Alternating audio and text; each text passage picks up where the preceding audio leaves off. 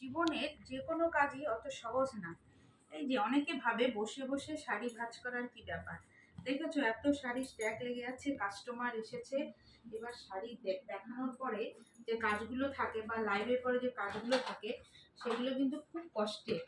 তোমরা অনেকেই ভাবে যে মোবাইলের সামনে চলে আসলাম সেজে গুজে খুব তাড়াতাড়ি সাফল্য আসে, কিন্তু আসলেও কিন্তু না। দেখো এতগুলো শাড়ি আছে, এই যে এদিকে শাড়ি আছে, পিছনে আরো সাইডে শাড়ি আছে, এগুলোকে কিন্তু সবগুলোকে ভাঁজ করতে হবে, সেগুলোকে কিন্তু ঠিকঠাক করে ভাঁজ করতে হবে।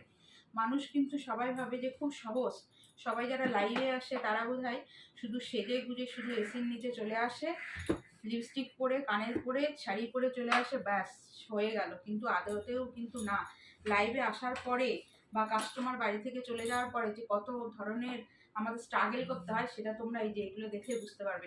এই দেখো এই শাড়িটা টোটালটা কিন্তু খুলে গেছে, কোনো কাস্টমার কিন্তু এই অবস্থায় খোলা অবস্থায় নেবেই না, আমাকে টোটালটা ভাঁজ করতে হবে। সেই ভাঁজটা কি করে করব সেটা কিন্তু যথেষ্ট কষ্টসাধ্য ব্যাপার।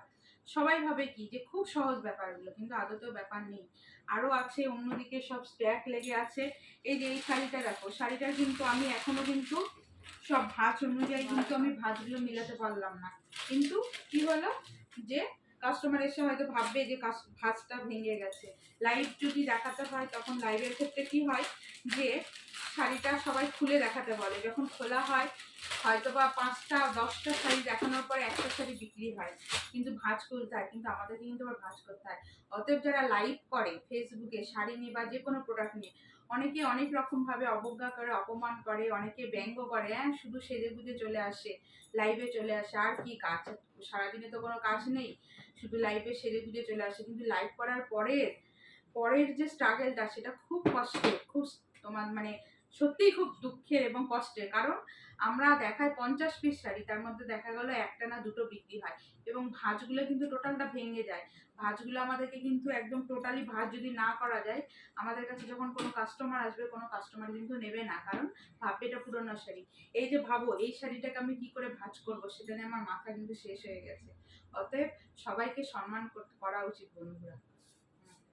বসে থাকি, এই দেখো শাড়িগুলোকে কিভাবে ভাঁজ করব, এই কাগজটা তো টোটালটা বেরিয়ে গেল, কাগজটাকে কিভাবে ঢুকাবো, এই এই কাজগুলো কিন্তু যথেষ্ট কঠিন।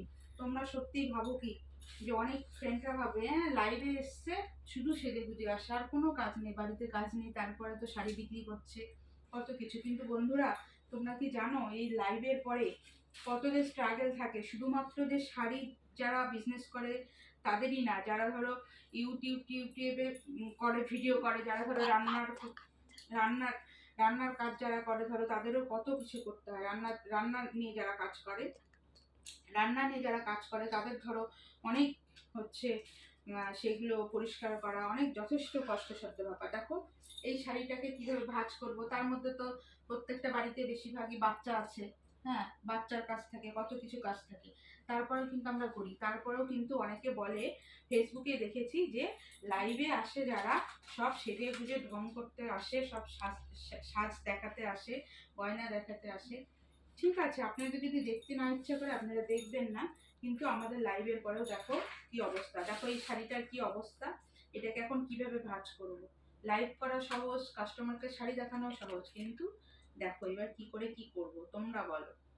অত সহজ না। অতএব যারা যে কাজটাকা করছে সেটাকে সম্মান দিন, শ্রদ্ধা করুন, তাদেরকে এগিয়ে নিয়ে যাওয়ার জন্য পরামর্শ দেন, তাদের পিছনে বাজে কথা বলবেন না। এই যে লাইভ করার পরে আমাদের কিন্তু অনেক স্ট্রাগল। হুম।